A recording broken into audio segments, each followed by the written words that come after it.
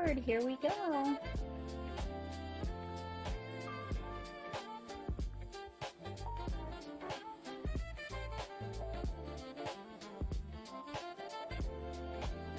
Hello, hello.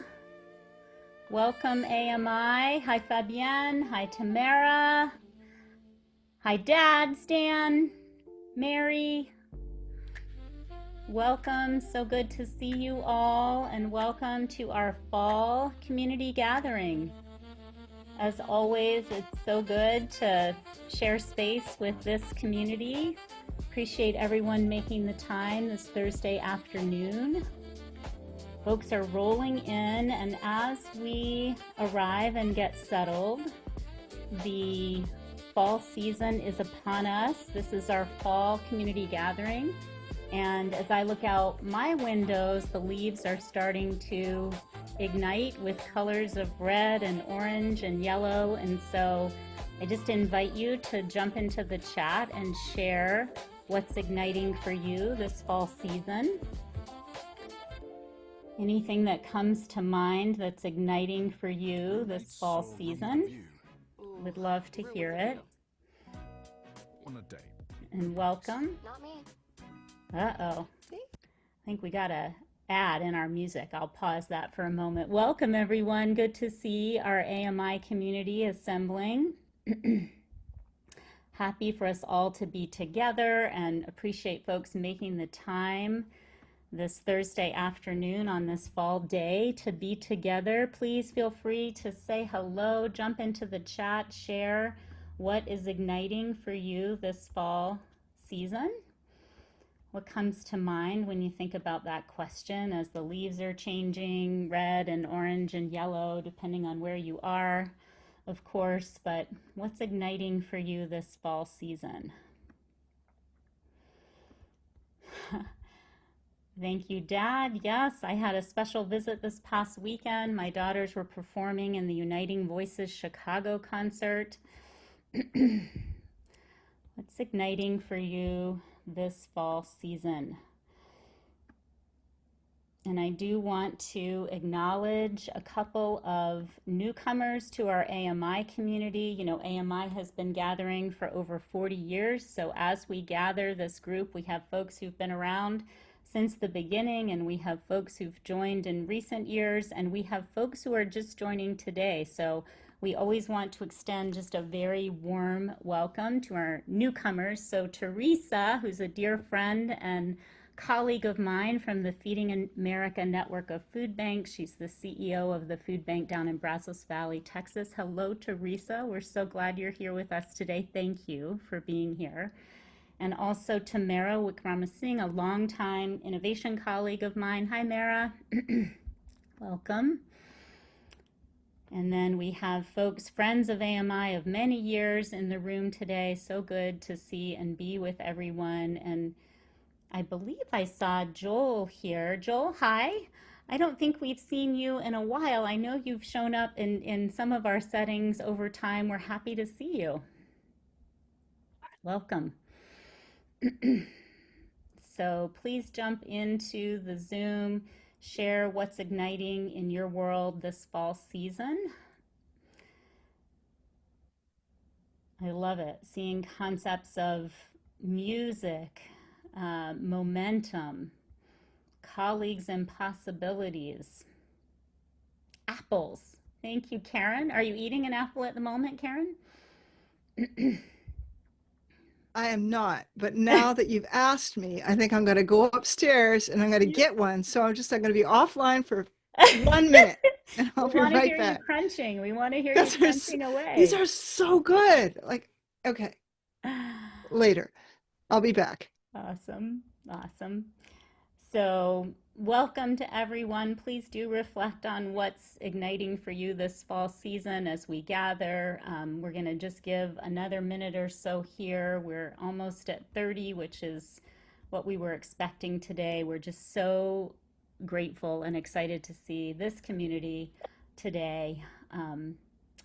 And just as we're about to get started, I want to just really give a special welcome and huge gratitude to Darrell and to Veronica. For those of you that were with us in Las Vegas for our Dream in the Desert, Darrell was one of our positive turbulence speakers, and we so enjoyed our time with you there, Darrell. And we were just reflecting as we gathered here. I remembered in Darrell in his prep before he shared his positive turbulence and turbulated with AMI that he was jumping in the back of the room. So Darrell, we expect to see you jumping now as you get ready to spend time with us again today. And Darrell will share more about Veronica, someone who he's really bringing to our community, an incredible leader from Grail Family Services. And Veronica, we're just so excited to have you with us today and grateful for the time you've committed to share your journey with us. So more to come on Darrell and Veronica, but a special welcome as our positive turbulence speakers. As always, just as we gather and get started, we love to anchor our values as a community, especially as we have newcomers joining us and plugging in. And so just giving a beat here for you to remind yourself of the values that shape how we show up and spend time together and what's important as we connect. And I think today, one value that I'd love to just call out and emphasize is a dialogue of differences. We foster cross-generational, cross-industry, cross-discipline dialogue so we can see issues from diverse perspectives. So there's no other community that I'm a part of that is so diverse in its makeup and that shares ideas with such curiosity and interest and commitment to help make things better together. So just really honoring this dialogue of differences as we assemble today. And as you connect in our breakout that's about to happen, please do share that unique, diverse perspective that you're bringing through your lens and the work that you're leading as an innovator. So some big news, and I'm looking for my friend Reese. Reese, where are you? I've got a huge Zoom screen here, and I want to make sure I can see you. There I'm you right are, here. Reese. Awesome. So Reese, we have some big news to share with everyone in the Zoom today. So I'm going to advance slides and just hand over to you to be able to share about our plans for the spring. Amazing. So, welcome everybody. For those of you who don't know me, my name is Reese Gardner. I'm glad to be back. Love the AMI community, love everything that you guys have going on and the culture that you've cultivated. And I appreciate you guys kind of taking me into the fold. And I'm super, super grateful. So, I just wanted to express my gratitude to start. But this spring, AMI is coming to Boston, and I'm super happy to be able to host you guys. Spencer and I will be here, and we'll be going through basically a lot of what the core around AI and like the some of the effects that it's having on industry and in our personal lives and things like that. And this theme around becoming students again really comes from this point where AI is coming into the fold and it's kind of resetting the baseline in terms of industry expertise, domain expertise, and just like specific like industry knowledge, things of that nature. And everybody's kind of at the same level almost, and it's almost like a leveler of the playing field. So we wanted to introduce this idea that, whether you're 20 years old, 30 years old, 50 years old, 70 years old, we can all become students again because this new technology is transforming the way we do almost everything.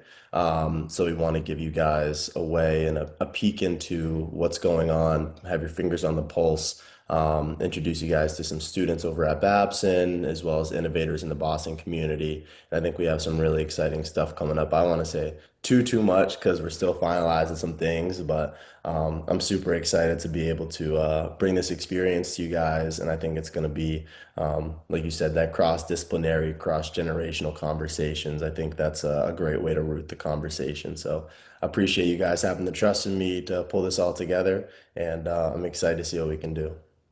Reese, awesome. Thank you so much for hosting us. And for those of you that don't know, Reese is an AMI fellow.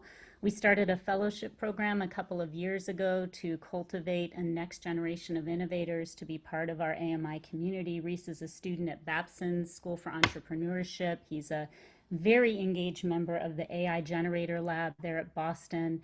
longtime friend and community adjacent member Eric Noyes is his professor, and they will be hosting us at the Generator Lab to really immerse ourselves in what becomes possible with AI and to explore and think about that together. So Reese, we're just super excited. Thank you for stepping up to host us. Thank you for being an AMI fellow. This is going to be a really exciting time together. So save the dates, April 22nd through 24th. Don't miss AMI Boston. Early November, we will formally announce an open registration. We're going to be in Cambridge at the Kimpton Hotel Marlowe. We've secured an incredibly low room rate for Boston. Woohoo! So make your plans and come and be with us in Boston. Reese, thank you. Of course. It's going to be a great time. See you guys there. Awesome. Awesome. And Reese also, I should just say, is an incredible furniture designer and draws upon the worlds of AI and 3D printing and all kinds of other things to make beautiful furniture. So Reese, be sure to plug in a link to some of the creations you've had, and I'm hoping we can enjoy and sit in your furniture and otherwise when we're together in Boston as well. Gotcha. Drop the link in the Terrific. chat if you guys want to check it out. Awesome. All right, everyone. Come to Boston. Here we are today, though. Let's not get too far ahead of ourselves. October 23rd, the fall season in the Zoom. And as we do the flow for our time together, we're going to get into breakouts in just a moment here for the gifts in the Zoom, the exchange of the gifts in the Zoom. We then have the core of our time in positive turbulence with Durrell and Veronica. So there'll be a conversation between the two of them, opportunity for community engagement and discussion. We will then come back and just share a couple things on the horizon for AMI and look to wrap by 5 Eastern. For those of you who like, there's a little optional hospitality suite on the back end for half an hour. We can just be in informal conversation. So that's the flow ahead of us. And we're going to get into breakouts. And so I'm looking at my friend Megan here to see if we were able to get everyone magically into their breakouts. Awesome. Appreciate that. We still have folks joining us, so I'll let you add them in. But just before we go, what we'd like for you to explore in your breakouts together is briefly introduce yourself and respond to the question. Oops, this is not the right question. Let me stop sharing and just state the question. Not sure how that slide got out of date, but the question we want you to explore is your origin story as an innovator. And so thinking about your origin story as an innovator, where did it all start? And because this will be a short conversation, you'll have 15, 20 minutes in this Zoom, and there'll probably be 4 or 5 of you in there. Try to think of the encapsulated sort of headline version of your origin story as an innovator. Where did it all? And I actually got to join a breakout this time, so I had that experience of being sucked back in mid-sentence with my group. I hope you all so enjoyed those opportunities to reflect and think about your origin stories as innovators. Would love to hear a couple reflections of the kind of things that were coming up, what was sparked for you in that exploration. Feel free to type into the chat if anyone wants to come off mute and share a headline of what was coming up. Any reflections on that experience of thinking back to our origin stories as an innovator? I think we agree in our groups that we were born innovators. So nothing happened later. We were just born there, and we continued and be curious and exploring and rebels and challenging the way things are. We were born that way. Awesome. Thank you, Fabienne. From the earliest beginnings, it was so. What else? Danielle, I'll jump in to counter that, I think some people don't feel like they're born innovators, but they're here because they believe in innovation. They want to be good shepherds of innovation. They want to lift up the innovators, which I also thought was a really cool and interesting perspective to be in this group. Awesome. And Carla, welcome. It is so good to have you with us. Carla has been a member and has been unable to actually make it to an in-person meeting, shows up sometimes in the virtual setting. Carla, we hope you'll come to Boston. We're happy to see you. Thrilled to be here. And I was talking about that in my group, Danielle, that I keep missing it. And I just I know I have to be in Boston. I just know it. So I will see you there. We look forward to it. Carla is with Share Our Strength. Kristen, who's a regular member, also with that organization working on childhood hunger. Carla, it's nice to see you. Others, what was coming up in this reflection on origins as an innovator? Any other headlines? Susanna?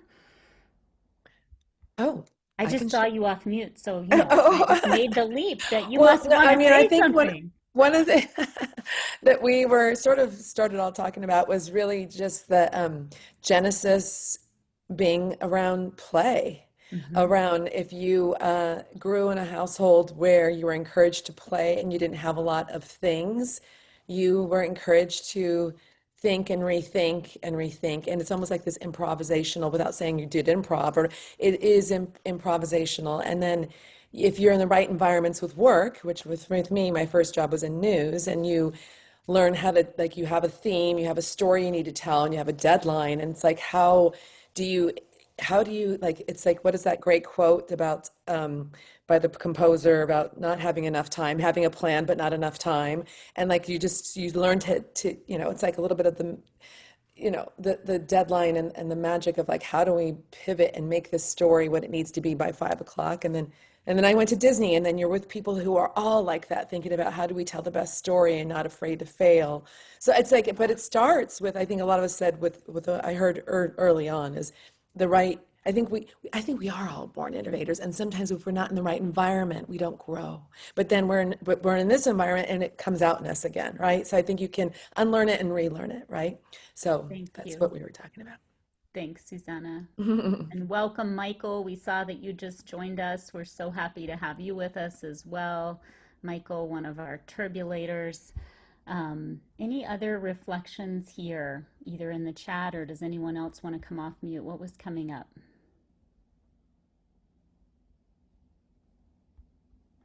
Jennifer, it's nice to see you. Jennifer Peavy, it's been a while. Welcome back. Happy to see you here. Any other reflections on origin stories as innovators? I'll add one real quick because you just Hey, mentioned Rob. Jennifer and she said this and it really resonated with me. But she said, when I began to share it with the world is when things really changed versus sort of Mm, like holding it in or thinking it through. But when she started to enact it, like it was a transformative moment. And I recognize that and identified with that. awesome. Thank you. Thanks, Jennifer. All right. Well, I Can I hope share that, one thing? I'm sorry. Can I share yeah. Rob, thank you for sharing that, because it encourages me, and I hope everybody on this call, when we see other people doing it and doing it, like asking to bring it out in them a little bit more, right? We're all in meetings sometimes where we know somebody is really great at that, but maybe they're not as comfortable, and inviting. And that's what's so great about AMI. Like, we bring that out in each other, but like that we're in rooms, we need to help bring that out in others, because yeah. So thanks for that was good. That was really good. Awesome.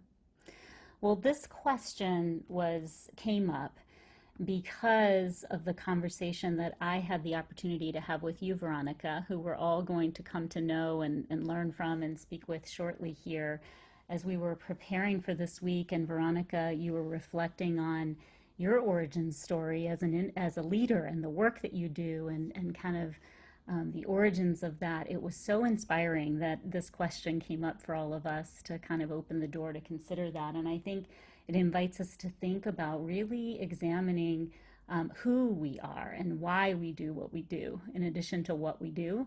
And so I hope that the conversation that you all just had kind of helped us think about why and the origins of how we show up in this work. And looking forward to this conversation today with Darrell and with Veronica. And so I do want to transition now into our positive turbulence and transforming early childhood systems through care, and the conversation that's going to happen led by Darrell, who was with us in Las Vegas, a positive turbulence speaker and now an active AMI community member, and Veronica, who we will come to know through this conversation. Just so grateful for both of your time and for sharing the story of your leadership and your work and your impact with all of us. And so I'll hand it off, Darrell, to you and to Veronica. And folks, We will have time for questions and also for some engagement and thinking about what this means for us in our work as innovators and in systems change that we're leading. So take lots of good notes, be active in the chat. We'll jump into conversation after Darrell and Veronica speak. Wonderful. Thanks so much, Danielle. I'm going to go ahead and kick it off by starting where we started. So a little bit about origins. So I'm going to share a little bit of my origin and the path that I walked up to meeting Veronica as I introduced Veronica and then handed over to her as well. So for those who I haven't met yet, I'm Darrell Coleman. I'm the founder and CEO of a company called DC Design. I had the chance to speak as a positive turbulent speaker in Las Vegas last year. My origin, given that we're talking about this, begins as a child who learned to tinker with his own parents. My dad was a mechanic and gave me my first tool belt when I was 4 years old. I was reflecting in my breakout room.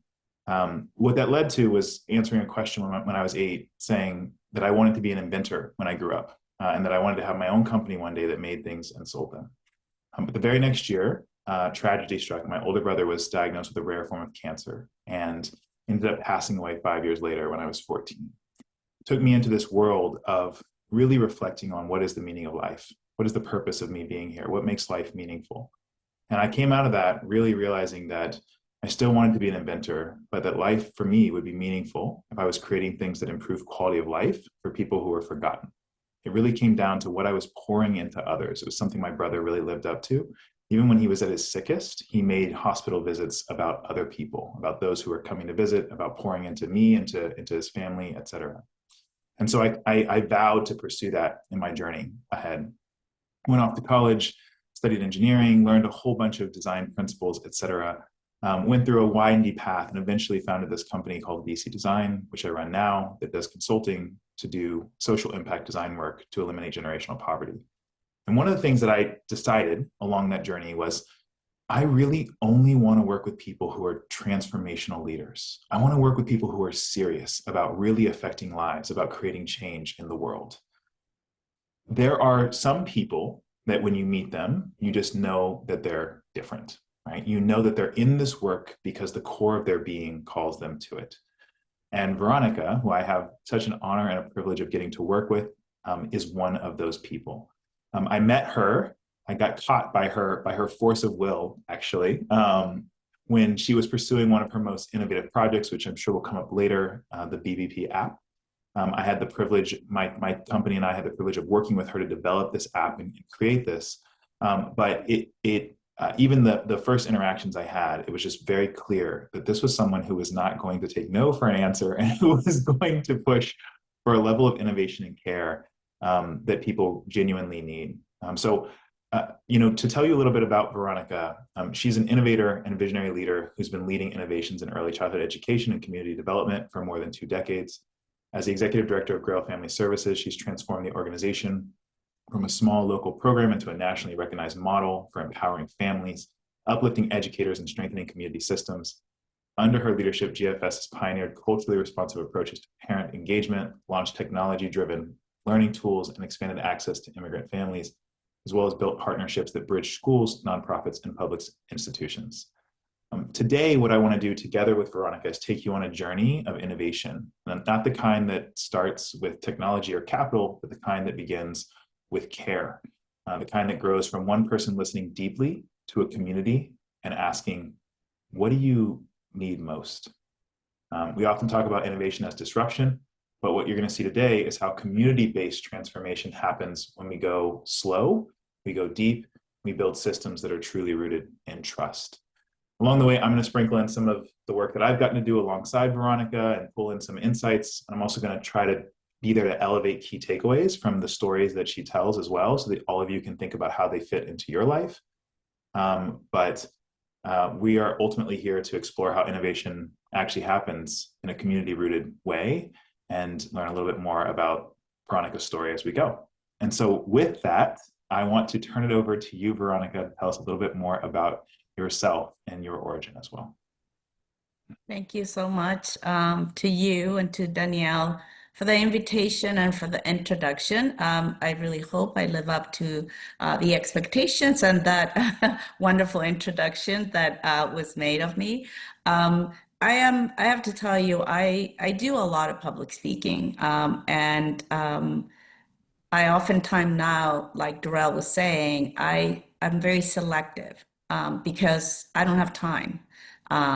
So when people invite me to do public speaking, I am selective of where and who am I speaking to. And I want to start by saying that it is a great honor to be among people like yourselves, leaders and innovators, but special leaders, because I can sense already from my small breakout room and just from hearing the comments, and especially from hearing from Danielle, what is the culture of this group? A group that's supportive of each other, that's here not to judge, that wants to learn, and those are my people. So I am super excited to be here today, and I want to share my work. But before I share my work, I want to share a little bit about myself, and why I believe it's important for you all to know who I am before you hear what I've done. What I've done, it's important, it's meaningful, and I hope you get inspired by the transformation we've been able to do for a particular community, for families, for children. So don't take me wrong, that is very important.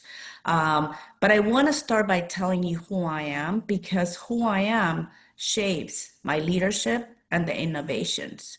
So I'm going to give you I've lived a few years, so I have a lot of experience that shape who I am, but I'm going to highlight just a few things. I'm going to start by telling you that I consider myself a storyteller. I like to write short stories. I like to tell stories. I've been published, and I think stories are an important vehicle for us to reflect on what we are, what we're doing, and how we go about doing our work. So storytelling is really an important part of who I think I am. And you'll hear it throughout my presentation. I think another important aspect of my life that I think is important for you to know is that I'm a survivor of a dictatorship. I grew up in Chile during a dictatorship. And, it is very emotional, especially in the times that we're living here in the United States, that I lived in a country, in my own country, where I was never able to vote because someone had taken that right away from me. What did that do to me as an individual, as a leader, and in my work? What it taught me is the importance of justice, the importance of freedom, and the importance of civic engagement. So I carry that with me. It is part of who I am, and it is part of how I do my work to support others so they have a voice. I was not able to have a voice as I was growing up. And so I want to make sure that I do everything I can to create opportunities for myself to have a voice and for others to have a voice.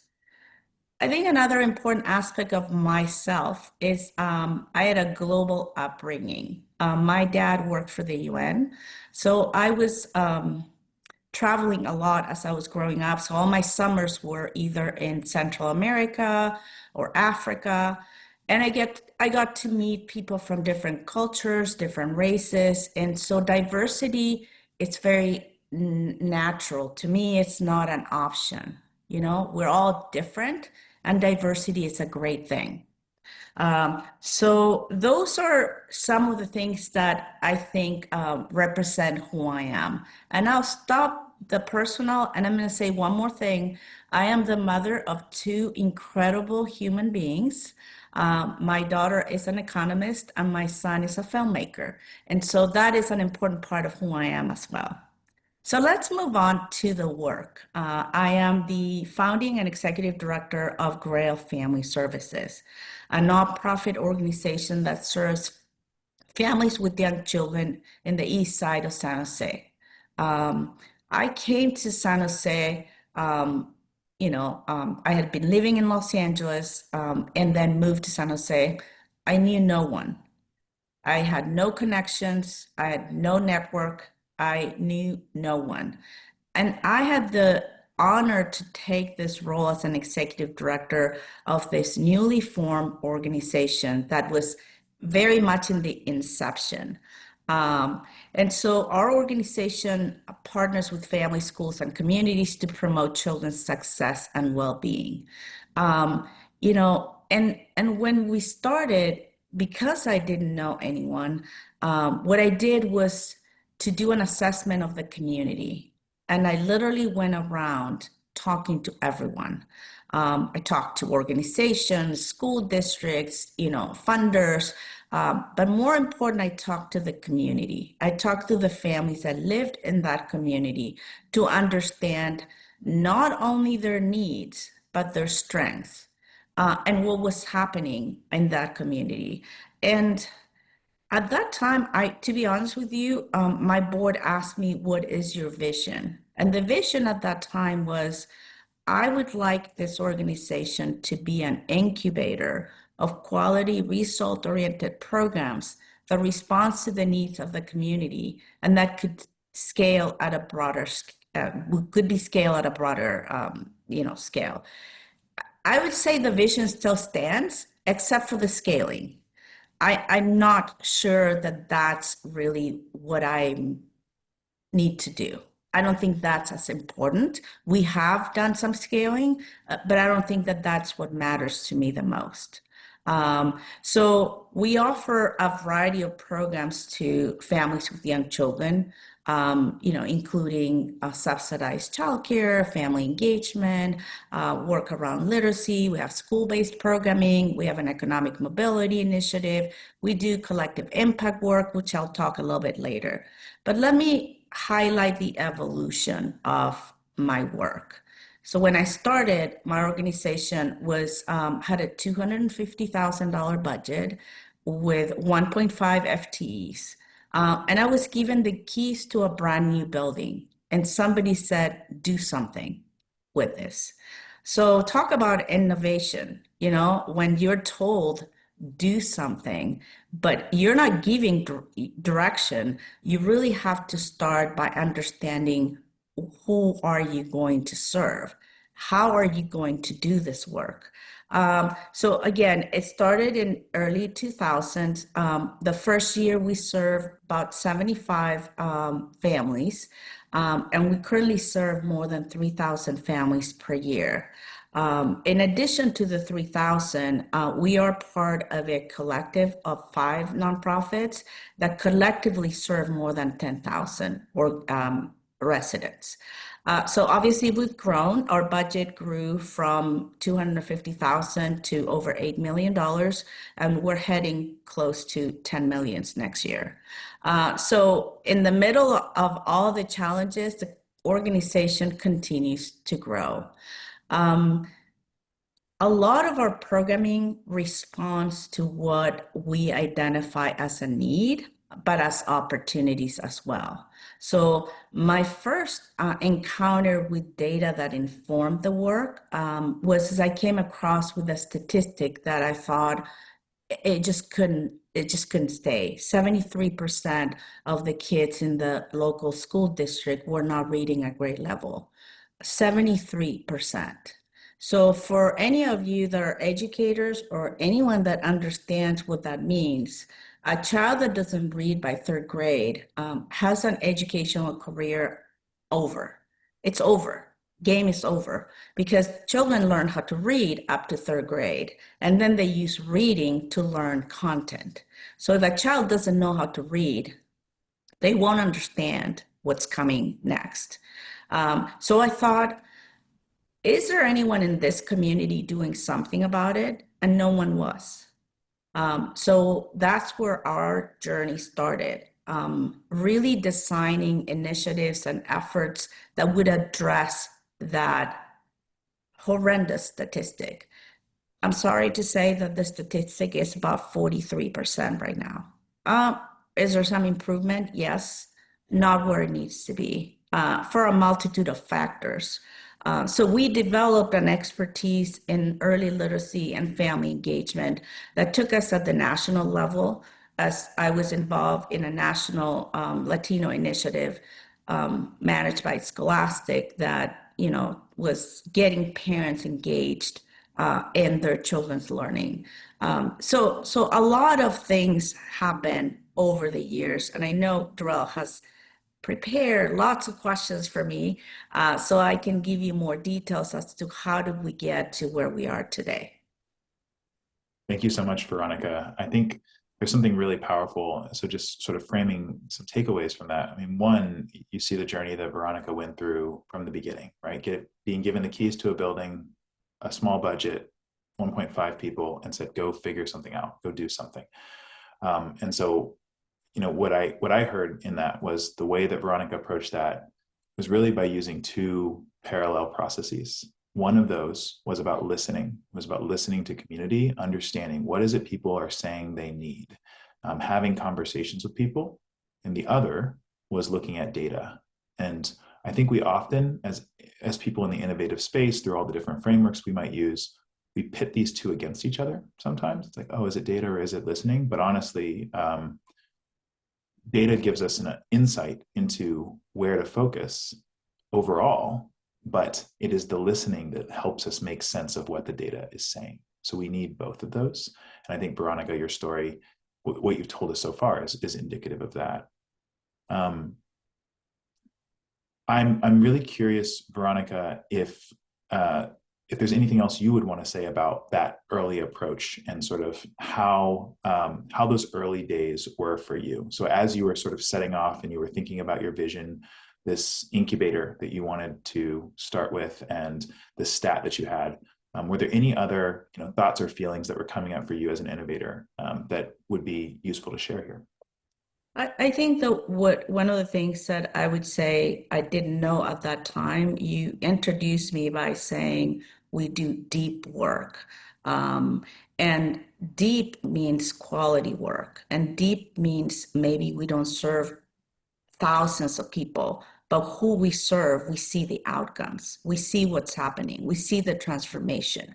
And that's really important. And as a young leader, when I started, it was really hard to understand that deep meant also slow. I wanted it done yesterday. I wanted that statistic to not exist anymore. I wanted families to be thriving right away. I needed to understand that that wasn't going to happen unless there was a process to, really get it deep into community. I also think it's important. A lot of people, things go in trends. This trend of listening to people, listening to your audience and incorporating that into your work. I think it's important to realize that that's difficult. That process is not an easy process. Why? Because as running an organization, you have goals, you have agendas, you have things that you need to do. And when you hear to community, sometimes that shifts your direction.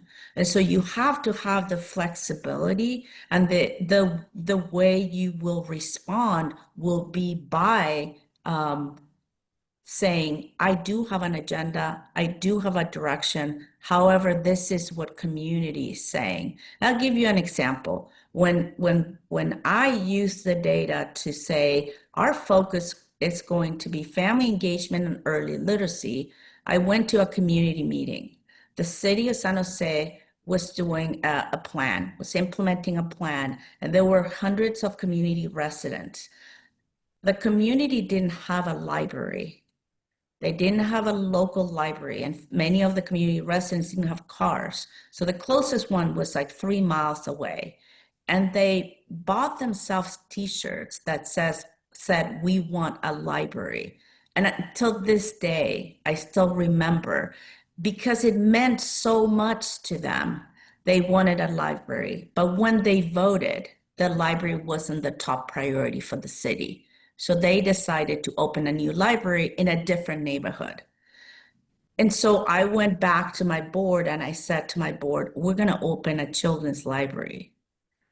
And they told me, you can't do that. You know, we're not in the library system. You can't do that.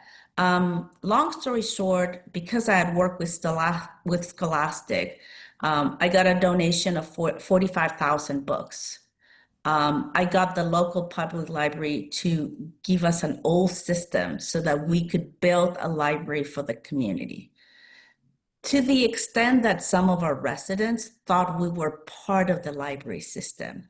And oftentimes they would take our library card and the books and try to return them at the regular library. But that tells you how it became integrated as part of the community. That was an identified need that community said they wanted. And what did that do to us as an organization? It built trust. And so now the community said, oh, this organization does respond to what we need. And so when the organization needs something, we're going to be there. So now when we have a new initiative, when we have a new project, when we have anything that's going on, they would come. We don't even have to. Sometimes people say to me, funders would say, well, how are you going to do the outreach? We don't need to do outreach. We just have them talk to each other and they'll come. But that didn't happen overnight. And I think as a leader, maybe that was my frustration. I wanted the trust to be built like now, to yesterday, and not wait to see some of the results, to see some of the statistic change. I think that's so powerful. In our work across the country, this has been one of the most deciding factors in whether what people are designing is aligned with what community wants and whether community is giving feedback in an active way, is this element of trust. The ability for an organization, for an entity, for an individual to build trust with community members, to say, I genuinely am here for you, I show up for you, and thus you show up for me as well, we show up for each other, is one of the most decisive factors in whether change is going to be made that aligns with what communities want. Veronica, I think the stories you've told so far, there's this element of really being willing to displace what you say you want for the listening to the community as well. But I think this is also part of your overall set of values, and so your values and your leadership approach. And so you talked a little bit about going slow and going deep. Can you talk a little bit more about your leadership approach and how that's made a difference for you, especially in the early days of GFS? Yeah, sure. I think that we have 6 values, but I'm going to focus on the value of quality. I've always said, if we operate an initiative, a program, or service, and those services, programs are not good enough for my own children, then we're not doing it right. So the standard's really high. I want the best for our community. I believe that someone that's poor doesn't deserve, poor quality. So I don't accept old clothing. I don't accept used books that have, all this coloring all over it, because that to me is disrespectful. It's disrespecting the community members. So quality is everything. In order for me to know we were doing quality work, I figure I had to partner with local universities. So for many years, we've been working with Stanford. We are currently working with NYU, doing research and understanding what are the best approaches, how do we best prepare our teachers, what are the best curriculums we can use. So it's always the best of the best, because the community deserves that, because being poor doesn't mean you are to have poor quality. If you come into our childcare centers, they look exactly like a childcare center in an affluent community. We have the same toys, we have the same staff, the qualified staff, the ratios are the way they need to be. And oftentimes people tell me, oh, this looks really good. And like I always ask myself the question, it's like, why shouldn't it be good? Why shouldn't it be of high quality? Why shouldn't I understand how our children are being impacted by the work? How our families are impacted by the work? So evaluation is an important part of our work. We have a team now that does only that so that we can understand the impact that we're having. Are we where I would like to be? No. You would all say that it must be a little annoying to work with me, and my directors can attest that at times it is, because I'm just going to give you a silly example. This morning, I received a draft of our newsletter, and I sent it back, and I said, doesn't have the quality that we need to have for this reason and this reason and this reason. And so they all know that's just the way we roll. And when we hire people, and we're over 50 plus employees right now, and I don't obviously go through the hiring process of each person, but at the manager or director level, I usually like to spend a few minutes with the candidates. And I always tell them, I said, if you're looking for a job where things are going to be the same every day and quality is not important, this is not it. Because I want people to know the environment here is we're all going to learn. We're all going to be innovators. We're all going to do this together. And it's not easy, but it is incredibly rewarding. Thank you so much for that, Veronica. There are two polar elements that I feel like you pull together in your leadership style.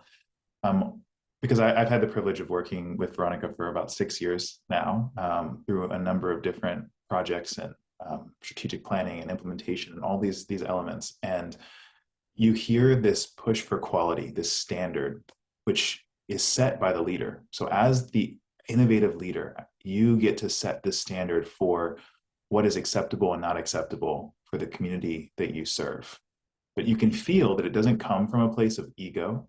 It comes from a place of care. The same statement of would it be good for my kids is a place of love, right? And from that place, as innovative leaders, you have a chance to set a standard that is as high as what Veronica's talking about, which I can attest is real. It is quality all the time, but it's beautiful. It's powerful, and we'll talk in a little bit about how that has manifested into other systems level change and things like that along the way as well.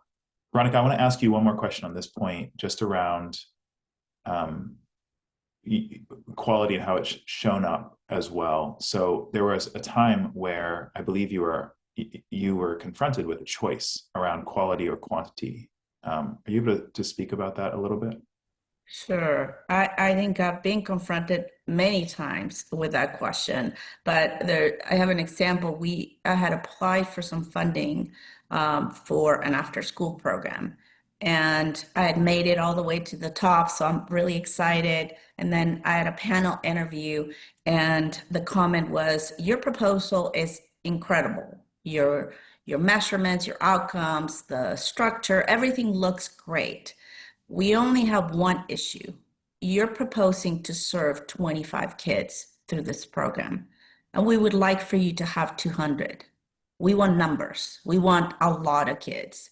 And I was younger, so apologize for my response wasn't very, I shouldn't have said it like this, but I think I said something like, what you're suggesting is that I have a warehouse of kids, and I'm not going to do that. So now that I've learned a few other things to work with funders, I wouldn't say it quite like that, but that's what I said. This was early on. And, and I thought to myself, well, my board's not going to be happy with me. But I think that was like the reputation I wanted to build. And if you go to anyone in our county and mention our organization, what people would say is that Grail Family Services, that they do outstanding work. When the state comes for an audit, you are our best program in the state of California. So I want that because the community deserves it. And like Darrell says, it's not about me. It's not about my ego. That's really not where this is coming from.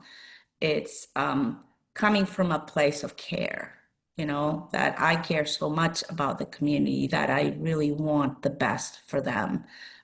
So it is a challenge, but like that funder didn't see it. Last year, I was very fortunate to be the recipient of the Yale Giving Mackenzie Scott grant of $1 million. And that was a testament of our quality of work. We competed with 6,000 organizations around the country. And so I think that after many years, we are getting the recognition for the quality of our work. It's so powerful. Another takeaway that I heard in that was around holding the line on values. So Veronica had chances at times to compromise on those values and say, maybe I can jump ahead, but she didn't do that. And because of that, has steadily built an organization that has the respect of the local community. And I can attest people show up for everything that they do, has the respect of local policymakers and the state as well, and beyond. And so I think that's one thing for folks to hold on to. Sometimes you have to make a choice between compromising now on your values or holding firm to those and continuing to build in a steady way. And I think that's been evident in your journey, Veronica. My next question is many people know GFS as a childcare organization, but as you alluded to, that's not where you started or how you define yourself. And so can you tell us a little bit more about that evolution? You kind of mentioned this a little bit when you were showing the slide earlier, but some of the innovations that you've made along the way, if you can talk about those and sort of where they came from, give people an idea of this evolution, that'd be great. Yeah, I mean, clearly the evolution did happen in response to the identified need. So my first target was literacy because of that statistic. Then understanding that part of the problem was many of the parents that we served are immigrant parents and didn't understand the system. So how do we support them? I know most of our parents, 99% of our parents are great parents. They just didn't have the tools. So how do we provide them with the tools to support their children? I happen to have a child development degree, and even with that, raising children was not easy. And for the parents in the audience, it doesn't matter what work what job you have. Being a parent is the most challenging job ever. So I thought, how can we support our parents? And so, then came the app. I don't know that it was in that order exactly, but, I realized that people did not have access to knowledge. And so I thought, why not an app? Everyone has a cell phone. And same thing, I heard people saying, well, you're a nonprofit. Why would you develop an app? And my response was because I feel that the parents need information and they have a phone. So why not? That app came really handy when we had COVID and we couldn't, reach families. But guess what? We had push out messages that got to all of them and they knew where to go get food, what they needed to do. My organization is in the zip code that had the most numbers of death during COVID. So the app, the work that I do with my collective of other nonprofits, reduce those numbers. So again, the transformation and the response, it's always about what the community needs. The childcare, it's only been 8 years. And the reason why I decided to go that route was because, again, another statistic, our community was defined by the County Office of Education as a childcare desert, meaning not enough slots for the number of kids that need care. So I thought, well, why not? Let's just do childcare. Let's just have childcare centers. And then I started with preschool, then toddlers, then infant care, then informal care. Then I started training residents to start their own business. And now we have 65 people that have completed the program. 7 of them now have a license. Several of them have regular income because we're placing children through our network, our state contract. So it's just all response to what we see as the need. Man, I don't know how to express this, having with the chance of being so deep in the community that you serve and working alongside you. But Veronica is there's a number of different values or different key concepts that come out of what you just shared. I think one of those is asset framing, positive asset framing. You don't say parents can't do this, parents don't know this. You think about the assets they have, which is that they're good people with good intentions and the ability to do things. And then you work to make sure that they have the resources they need to deliver on what they ultimately want to for their own children. And that's what you did with the BBP app. And that's what you're talking about with all the services and supports that you're building. I can attest, as this point keeps coming up around listening, that is how the app was built as well, right? So my firm had the privilege of getting to build that app. And you hear Veronica's foresight around making sure people have the ability to get information, pushing against people who are saying, why would you do that? That's not what you do. You're a nonprofit. Why would you build this type of system?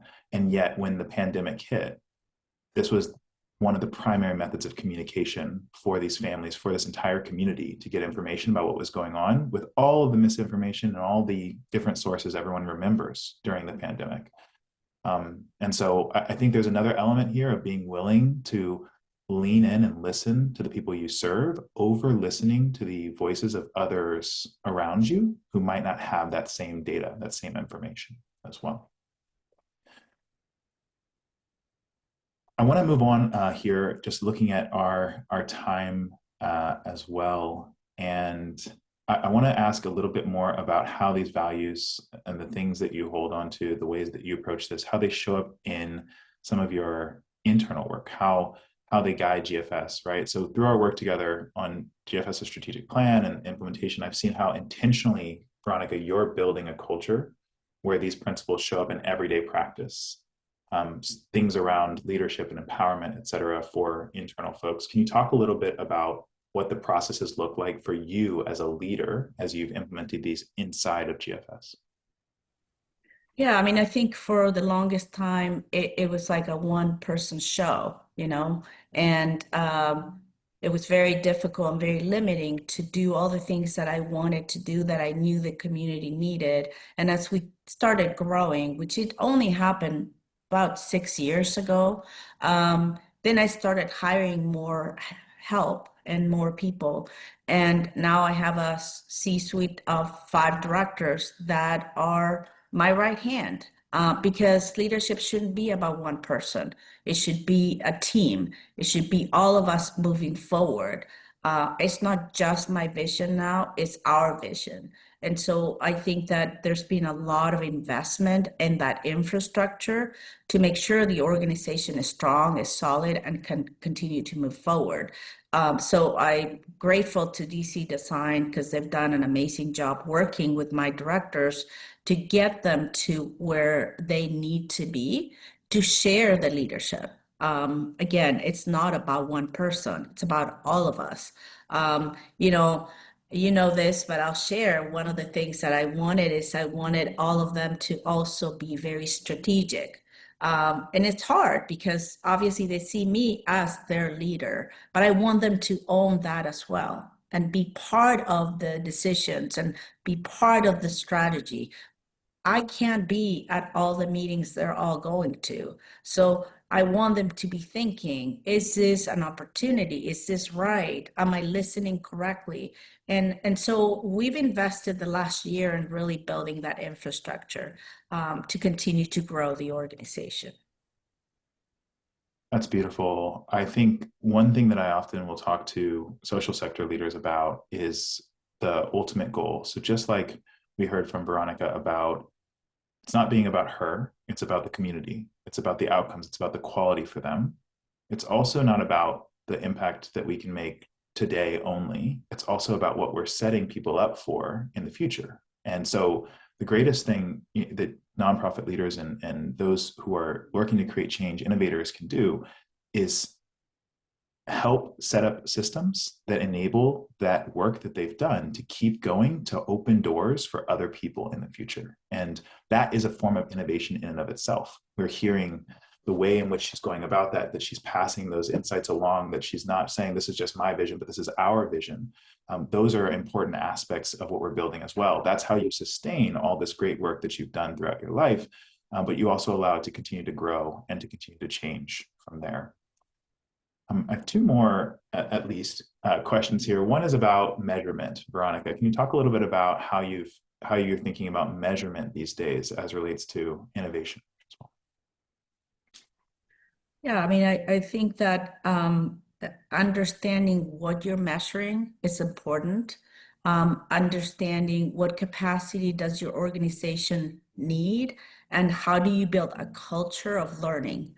So it's really not about a database. A lot of people talk about evaluation and they think tools, they think a database, they think numbers. To me, it's about a culture. It's how do you create a culture of learning so that people understand that this is not another piece of paper that you need to add or another data that you need to add into the system. It's us understanding how we truly are making an impact in those children and parents' lives.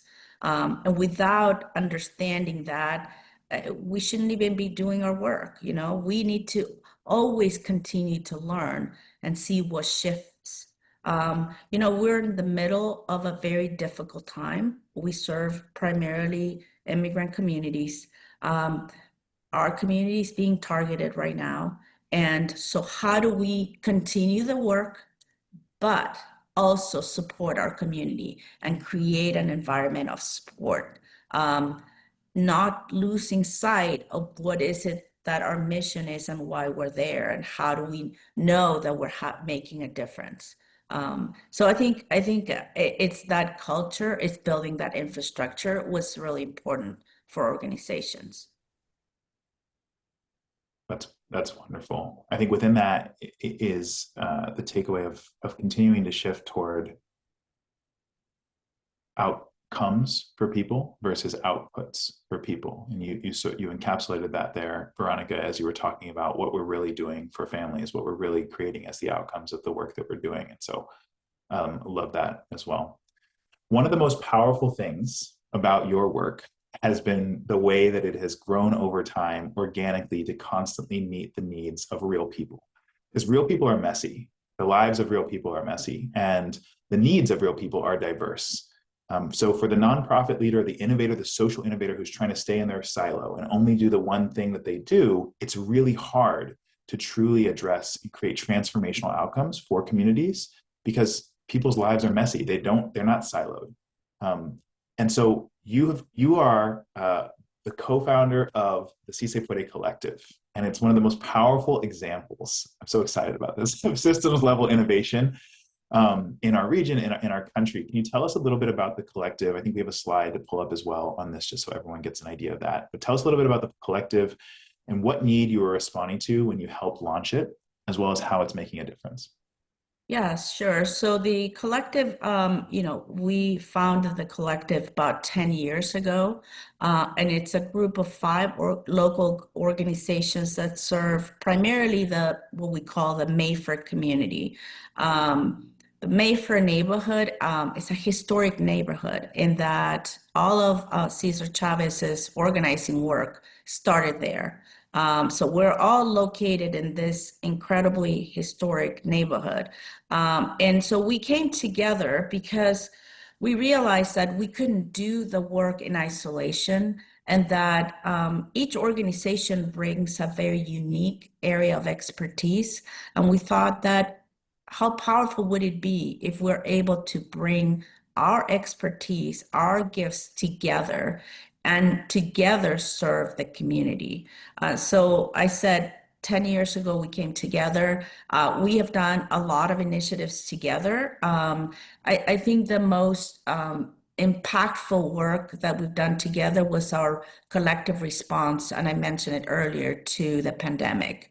As a collective, we serve thousands of families through food distribution, access to immunization and testing. We launched a community-wide public health campaign, and the numbers of COVID testing positive went down tremendously after our intervention. So we were able to document that. But thousands and thousands of pounds of food were distributed. Thousands of people were tested. We did this community work of training residents on what are some of the measures you need to do at your house to prevent from getting the disease. It was powerful. We continue to do work together. We just formed a CDC to address the need for housing. We have an economic mobility initiative that we work together. We have a universal income initiative we're working together. And most recently, we were selected for the implementation of the City of San Jose Children Youth Master Plan.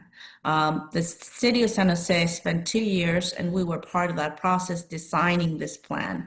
And what the plan is trying to do is really create a no wrong door approach to many of their services, and create a system of care where the systems and the services from city and county actually work with people, not against people. So we're one of the demonstration sites. There's 2 for the City of San Jose, and this, once we implement, should be scaled to the rest of the City of San Jose. So a huge honor for us to be selected by the city to do this great work. These are such powerful examples between the Si Se Puede Collective as well as the master plan work that you're doing. So my final question on that side of it is really why? So just tell us a little bit more. Why not keep working in a silo? Why not keep working in your own lane? Because it's extra. You have to coordinate across different organizations to make it happen. You all meet outside of your regular meetings. You're all very busy running successful nonprofits. Why do this? Because of the same reason we do everything we do, because it's what the community needs. Residents are accessing services at all 5 organizations. They're also accessing city and county services, and those services and those systems don't talk to each other, and that doesn't help. So we want the systems to be more effective, to work better for people. And so that's why it's messy, it's difficult, it's challenging, but we're doing it. And we have built trust with the elected officials, with philanthropy, and that's why we were selected. It's a huge undertake, but I love challenges. So this is yet one more challenge for us to do. And, we're just in the beginning stages. So we'll see where this takes us. So powerful. This is one thing that I would say to any innovator that is working to create change in communities. And I get pushback on this. I post about this a lot, and I feel really inspired to get to work alongside you, Veronica, and with the Si Se Puede Collective on strategic planning and other aspects. But it's that so often we want to stay in that silo. We want to keep delivering only the services we deliver. And people will say, this is not my job. Like, housing is not my job, right? Childcare is not my job. This other thing's not my job. And what I say is, it's not necessarily yours to bring in as a leader. You don't have to do everything yourself. But while you deliver those support services and you help people along, who else can you reach out to work with, to make sure that the pathway to getting to where people really want to get to is paved, or is clear, is passable for folks as well. And I just love how y'all are doing that. So I mean, I want to just add, I know we are running out of time, but I just want to add one comment about the work of the collective. The work of the collective would have never happened unless the leaders of those organizations had committed to doing the work. And I'm going to tell you, for the first 5 years, we had no funding, 0. And then into our 6 years, we had an individual donor that invested $9 million in this work. And that totally changed the way we were operating. But for 5 years, our commitment was, we meet every Friday, we do this work we're going to do it no matter what, whether there's funding or there's no funding. Was an additional, I felt like I was running two agencies. I was running my own agency and also working on the collective. We're incredibly excited to see what's happening. We're not only that, but the 5 organizations hire about 280, 300 people, and 60% of our employees actually are from the community we serve, which is incredible, and it's transformational. So this work, I mean, the work of Grail Family Services is important. The work of the collective is even, I don't even know how to describe it. And I'm gonna say, this was not easy. It's never easy. We all have our personalities. We all have our ways of doing work. And so we have to trust each other and build on that trust as well. This is so powerful, Veronica. I want to make sure we get to questions from the rest of the group here. And so I just want to say, Veronica, thank you so much for what you've shown here today and the way in which you've embodied innovation in a way that is built on love and care. And maybe I'll have a few more words right as we close after questions, but I'll pass it to Danielle real quick to open it up. Awesome. Veronica, Darrell, I just thank you. Thank you, thank you. Rounds of applause and just appreciation for the conversation that you had. I received a text midstream from Bill, who in fact is your lineage here. You should know, Veronica, that Bill Mallon, who's a board member and longtime AMI community member, introduced AMI to Darrell, who introduced us to you. And midstream, Bill sent me a text saying, this feels like a conversation between friends. And it does. It's just really such a lovely thing to feel like we're sitting around a living room and reflecting on your experience and hearing these stories. And so I know our community is curious, and that undoubtedly this has sparked some questions or connections. And so this is time and space we have for you to engage with Veronica with your questions. If there are things that were sparked for you, I would love to open it up. Who has a question? Feel free to raise your hand, to come off mute. We would love to give you an opportunity to engage here. Karen. Thank you so much. Great talk, great facilitation. Loved it. I am very curious about how the collective worked in the beginning, when you had no money, when it was the other job, right? You had your job and then you had the other job that you went to. So many of these things fail, I think, because they don't have any structure. They don't really know what they're doing. They just have a lot of good people coming together who want to do things, but they're not, they can't get any traction and they get stuck. So what was the magic here? I have to say the 4 women that, the 3 other colleagues of mine that we got together and decided to start this work have tremendous passion for the community we serve. So incredible commitment, incredible. Couple of them born and raised in the community. And I think that the passion was one. That commitment to do our best for our community. I think early on, we did get some funding to do strategic planning. So we worked with a consultant to sort of help us create a vision of what we wanted to see. And I think that helped.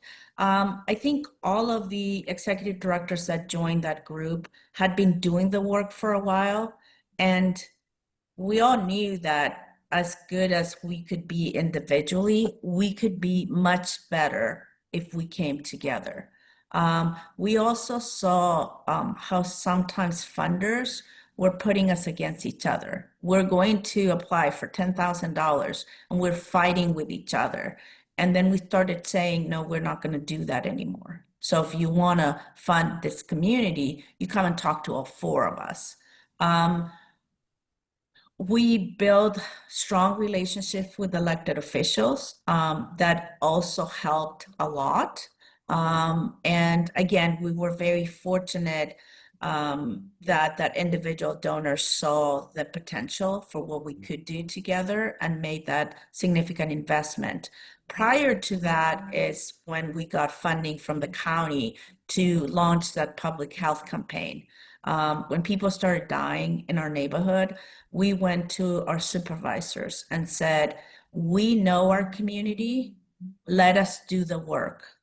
It's been 6 months, people are dying. We know our community, we have a plan, let us do it.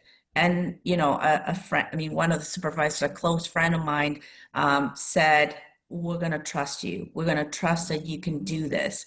And we told them how we wanted to do it. We said, you know, people from the public health department don't necessarily know the community. So we're going to train, and I personally trained them myself, designed the curriculum, 39 community residents to become, they call themselves the warriors against COVID. They gave themselves that name. And I did the training all on Zoom. It was several weeks on the weekend. So this was extra work. But I have to tell you, I was blown away by their commitment to go out in the community to risk their own lives by knocking on doors and telling people, here's some masks, here's some sanitizer, you need to wash your hands, you cannot live in the same room, you have to separate. I mean, all the things that we went through during the training. So the training itself was designed with their input. So I think that was a big win for us, what we saw happening. And I think it's when we realized we have something here, we have something going, we have, you know, but I have to say the biggest challenge was trust and continues to be. And we have challenges sometimes, even after all these years. I mean, I know these people, we see each other every week, and we still have challenges and we have to overcome, because when there's a challenge, we always think, why are we doing this? It's not about any of us. It's about the community we serve. So I think that's what helps. But I have to tell you, it continues to be challenging. We have one of the 5 organizations is our backbone organization, the way we structure ourselves. And we're in the process of exploring whether we will take that on moving forward. And I told my board, I said, I don't know. It's a lot of work, but it's important work, and that's why we do it. Thank you, Veronica. Thank you, Karen, for that question. Carla, I saw that you had a question needed to square away a kiddo. Don't know if you're back. You would be welcome to ask, but you may still be squaring things away. Lynn has a question. Lynn. Thank you, Danielle, and Veronica and Darrell. Thank you so much. This has just been fabulous. I've taken lots of notes.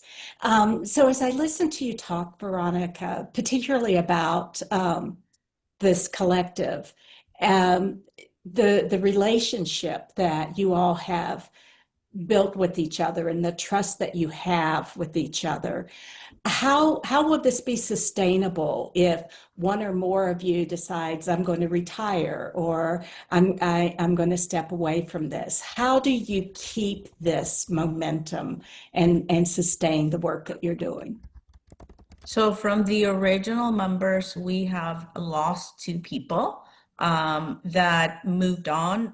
Both of them, they actually moved on to work in philanthropy. So they're allies of us because they're within the Bay Area, but they left. And so they had a staff member within their organization that took over their executive director role.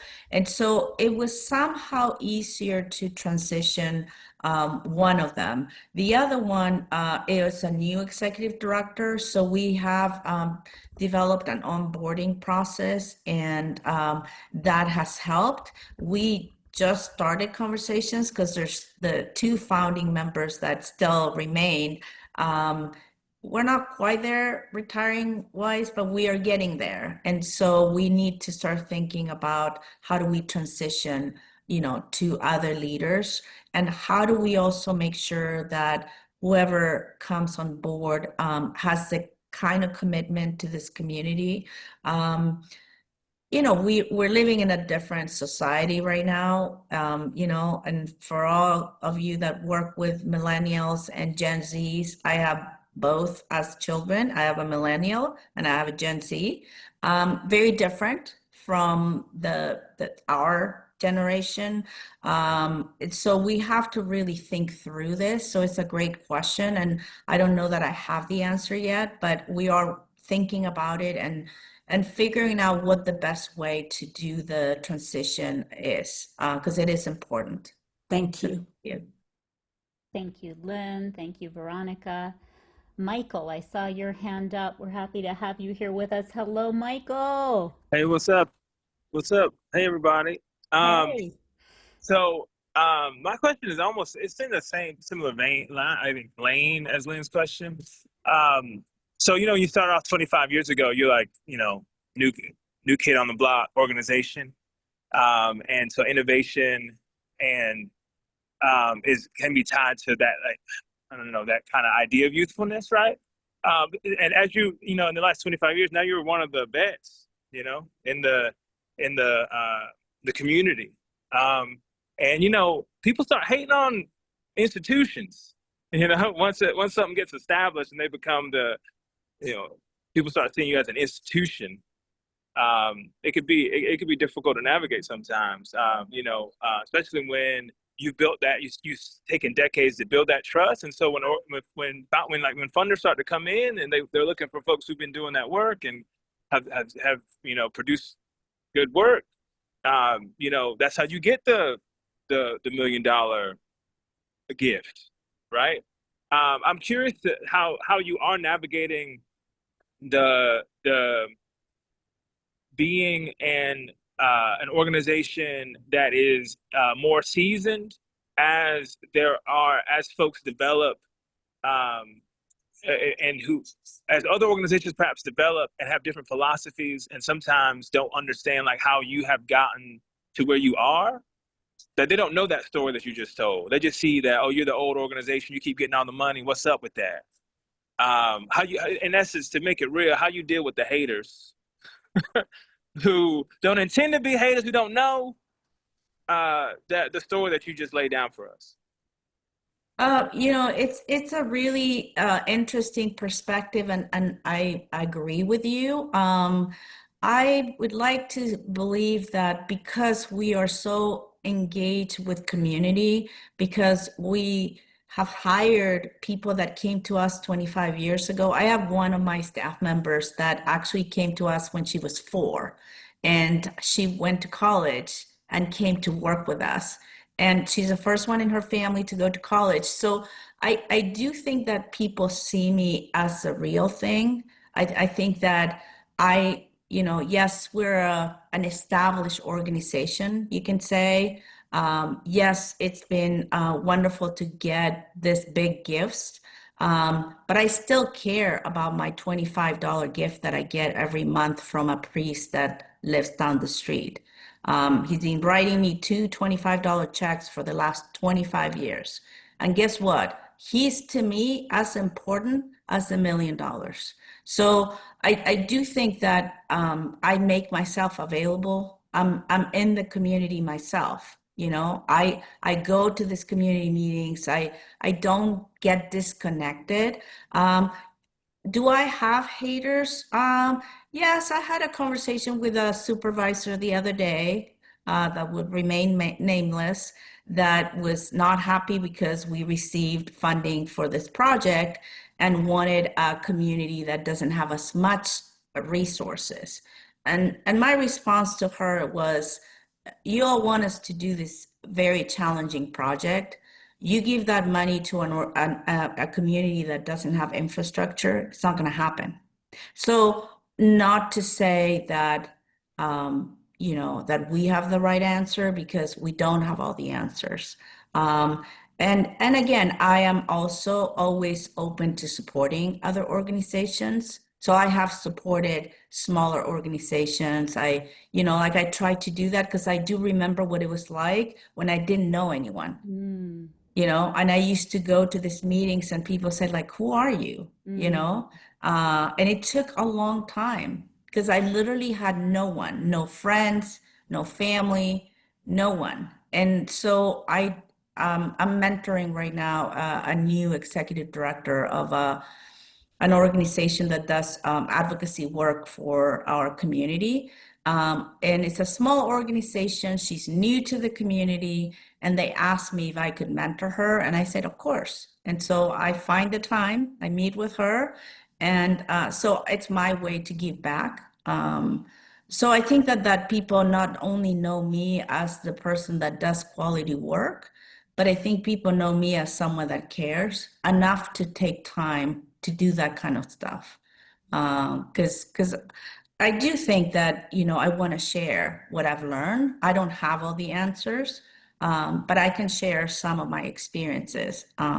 So I don't know if that answered your question. Yeah. For Thank sure. you, Thank Ver- you. Thank you, Veronica. Thank you, Michael, for your question. And hello to your beautiful daughter who's there with you, I think. Artist Ray, hello. Carla, I think you had a question. Yes, thank you. I'm sorry I had to pop off for a second to get a child squared away. But Veronica, this has been so inspiring. You're so real and authentic, and I really I've so loved hearing your story, particularly around the piece of quality and making sure that you are delivering a quality to the people that you serve. For me, it's important in the conversation around equity. Why should these kids not have as good of an experience? It's around dignity. Why should these families not feel like their children get to have the same things as others and their experiences should be equally great?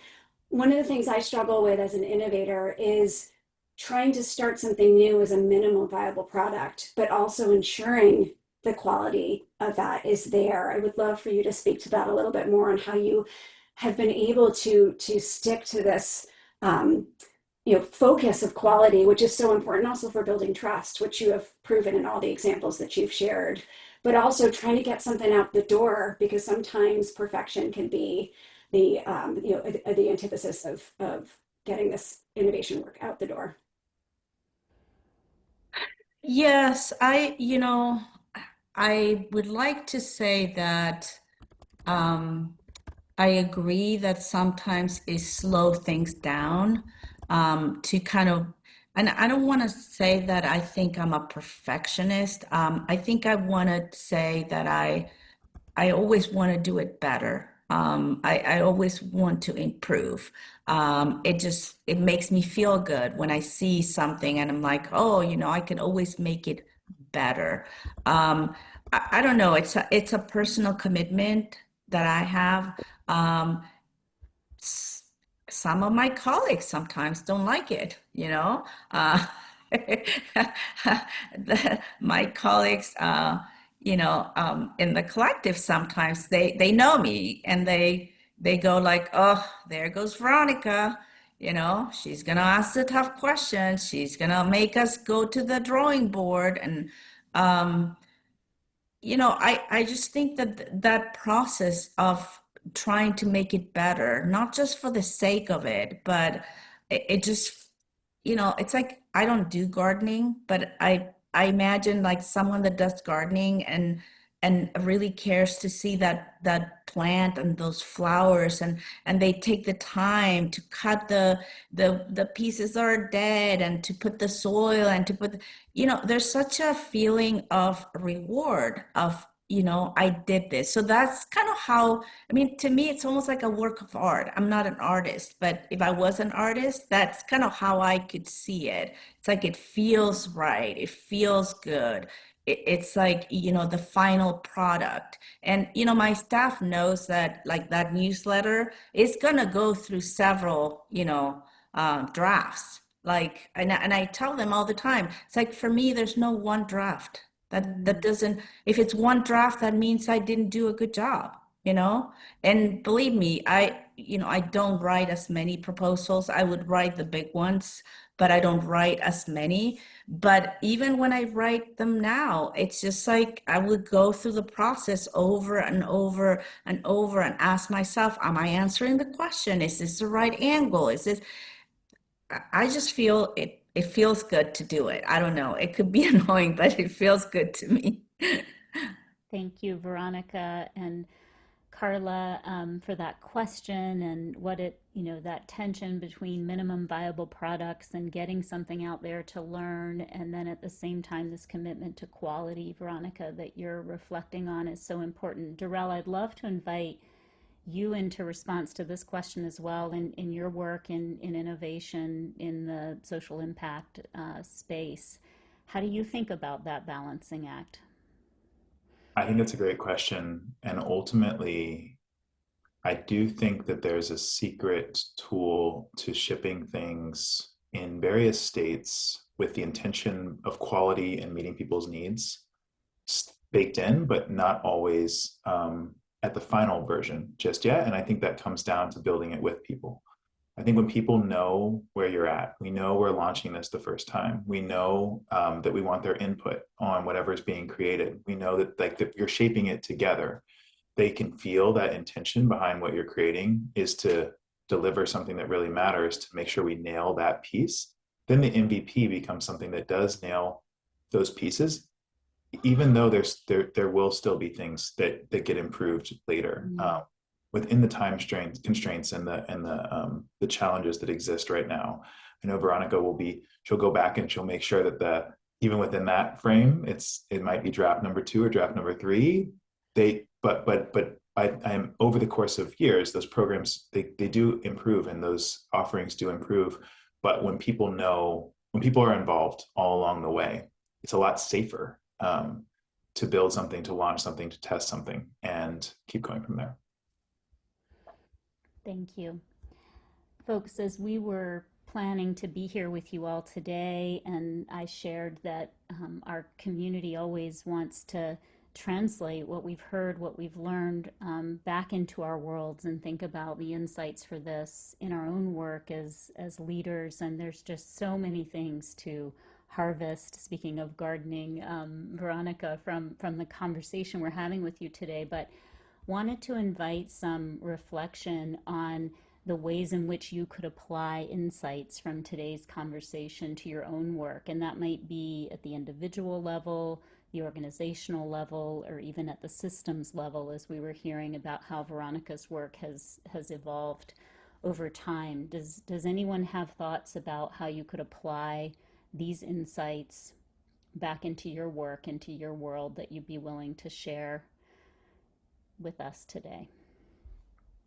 Would love to hear from you. Susanna.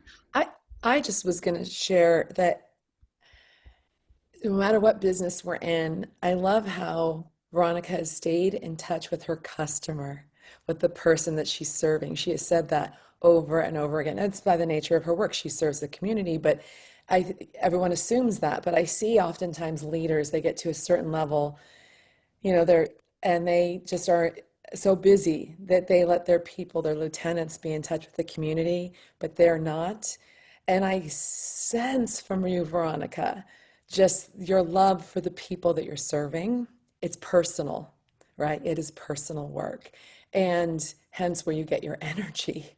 And I'm sure you're being, this is the Latino community, Latina.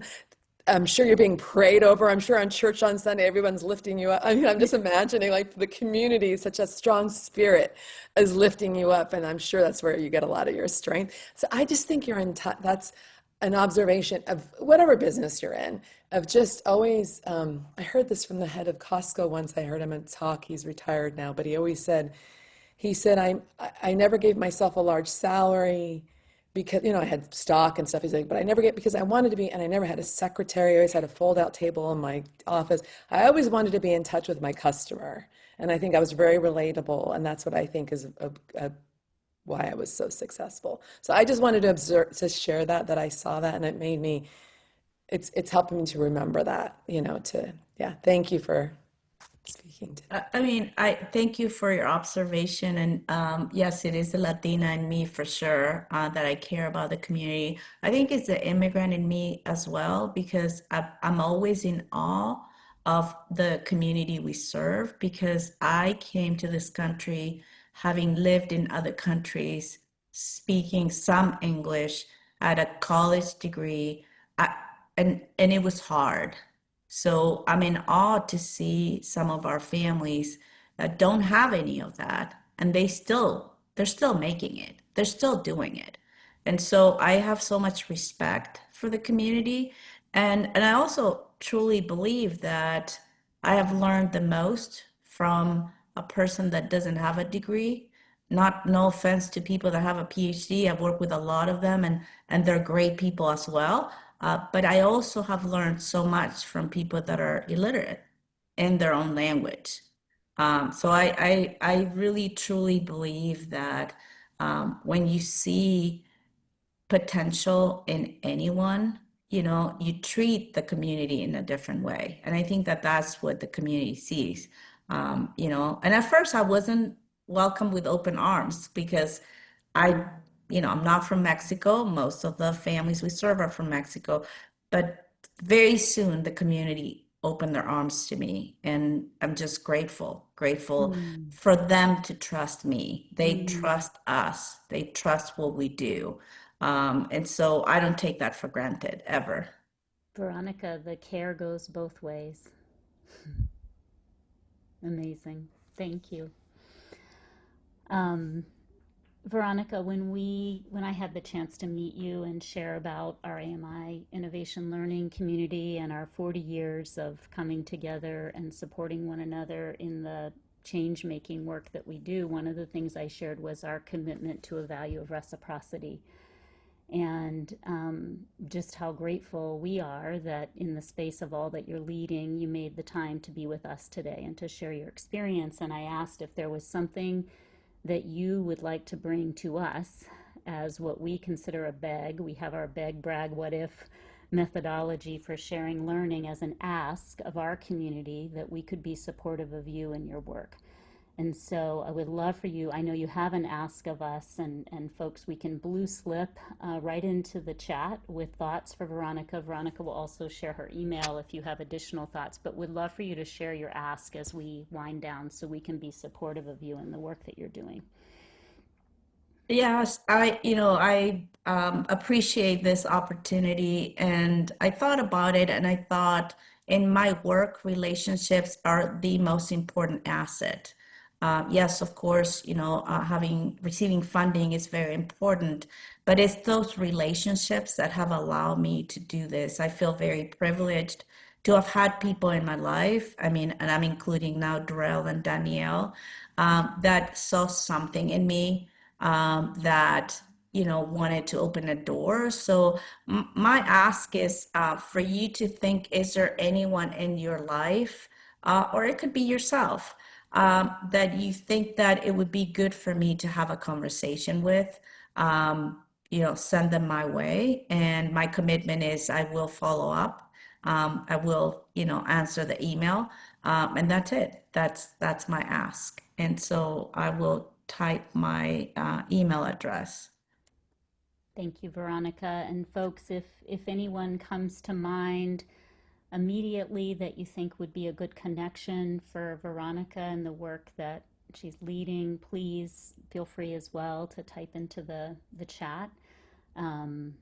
And it's true, Veronica, we would love for you to come and be with us when we gather in person in Boston. You would feel the swell of support from this entire community around your ideas and your vision, and just a real desire to help you continue to grow the impact of your work. So we will be in touch via email, folks. If folks come to mind now, you can pop them into the Zoom. I can't thank you enough. Thank you, Veronica. Thank you, Darrell. Thank you, Bill, for being the originator of these connections and these relationships that made today's conversation happen for our AMI community. As we wind down today, I just want to speak for a moment about what's on the horizon for AMI, and I'll ask our Karen, if you would speak just briefly to the book club. For sure. And then we're going to wind down. Yeah. So last summer, we started the Positive Turbulence Book Club. We had a great meeting in August, and we chose, through the power of vote and discussion, we chose 3 books. Give People Money, Together the Healing Power of Human Connection in a Sometimes Lonely World, and Emergent Strategy, Shaping Change, Changing Worlds. We're going to have our first book discussion meeting on November the 12th to discuss the book, Give People Money. I want to reiterate, this is not your average book club. You don't need to read the book. What? Crazy, That's but very true. AMI of you, Karen. Yeah, it's very AMI, but please, like, if you want to come and have, like, even just because it's about, look, I don't know if I like the book, I don't know if I'm into this, whatever, but you want to connect and you want to feel that AMI goodness, that connection, that I don't know, that positive turbulence that you get from all the interaction, then come. The only thing we ask is if you didn't read the book, you kind of stay quiet for a little bit at the beginning and you maybe ask questions instead of express opinion. This is it. I'm going to drop the registration link in the chat. If you are an AMI member or fellow, you are welcome.